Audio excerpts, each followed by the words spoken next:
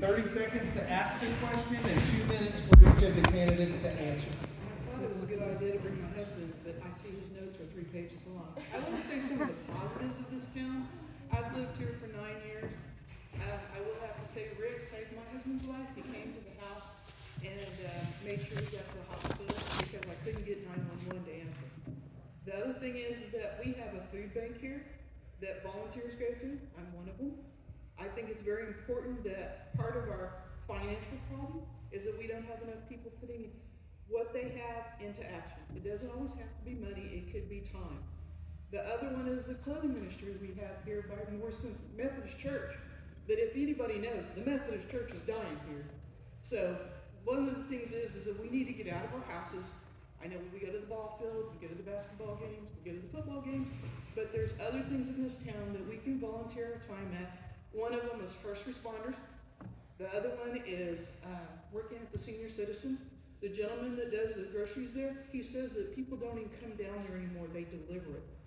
So I think part of our problem is it's not getting the money out of our pocket, it's getting people out of their chairs and coming and doing something to help the town grow. I want to stay here, my husband wants to stay here, but we cannot find a house that we can retire to. Ma'am, would you state your question? The statement was is that our problem is it's not so much money, it's people doing it. It takes work to help people. One of them is Bo. One of them is that, people have to come out and help people to take care of what's going to go on. If you want this community to grow, you have to make people want to come here because it's a place to live. It's safe. We have a great community. I didn't hear a question necessarily here, but great comments. We do have spring cleanup coming. The Lions Club meeting is Saturday at 7 o'clock. It's at the Hilltop Baptist Church, I was told. So anybody that wants to be a part of Lions Club, Saturday morning, be there.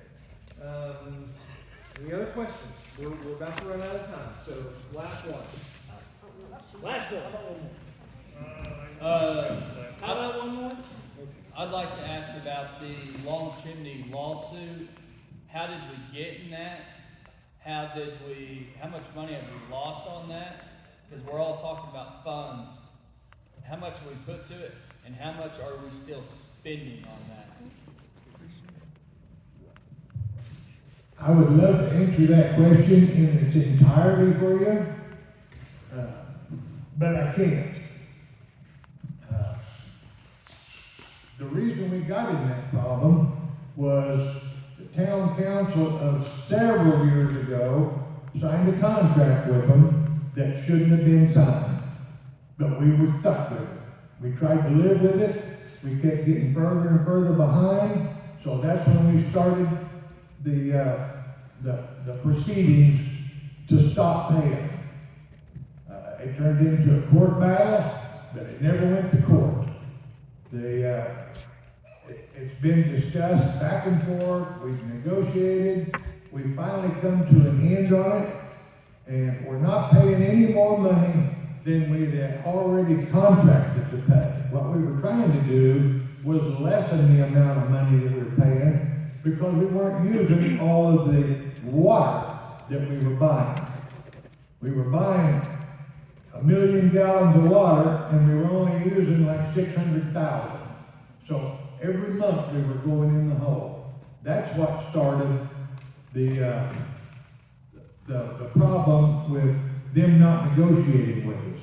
We tried and tried and tried, and they just kept turning us down. So that's why we stopped payment, and that's what caused the litigation. Since then, we have settled with them, and we're working our way out of the hole, and I'm pretty happy about what's going on with it. It's a big plus for us right now. We're getting water from another source as well, and there's a good chance we might even be selling water to someone else in the future. I'd say like in 5 or 6 years. A little community to the north of us is wanting water, and we're wanting to give it to them. We're waiting on them to get all of their water lines in line so they can take our water.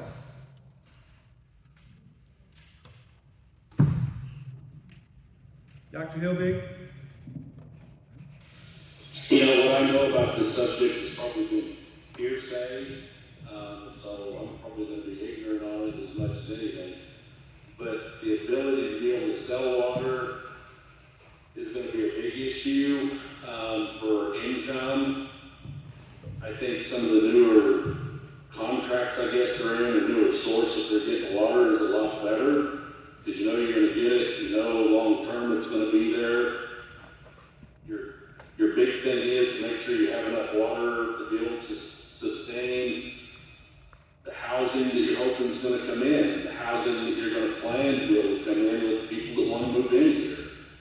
You don't have enough water, you don't have enough locations, that's going to be your limit. Looks like we're in a situation that we have enough water for long term, that's going to solve itself with time. Okay, Brett? I won't comment on the subject because I don't know any of the true details behind the facts.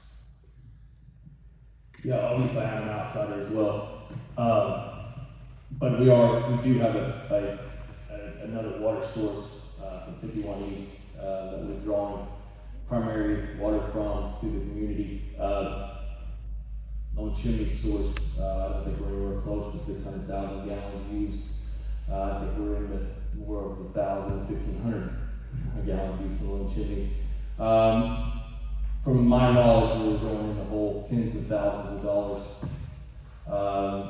for the minimum water payment to Lone Chimney, and eventually was leading to a spot where the community was considering bankruptcy for the water side, and had several thoughts and meetings over that as I was going through the meetings the last couple of years. They've had several executive sessions over that, which I was not able to attend, but what I can say, I believe that it's over. I don't know the state of how much the city is paying, or if at all, to Lone Chimney. I do know that the taxpayers have paid, I don't know, $60,000, $70,000. I don't know exact number to attorneys and legal fees over this whole process. It's just a big mess, and so I'm glad that it's over personally, but I don't have the exact details on the situation.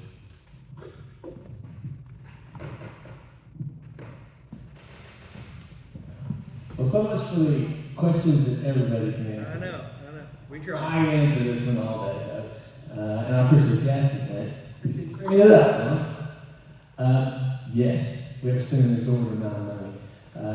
And I can give you all the details of what led to it and where we are. Everything has been resolved and settled with regard to our suppliers. But the one thing I want to tell you that I hope everybody here understands, because it is very, very important to me. I've not mentioned it in any of the campaign or any of the other things, because I don't feel like it's something that the community really needs to concern themselves with. In 2012, folks, we were out of water. This town had no water.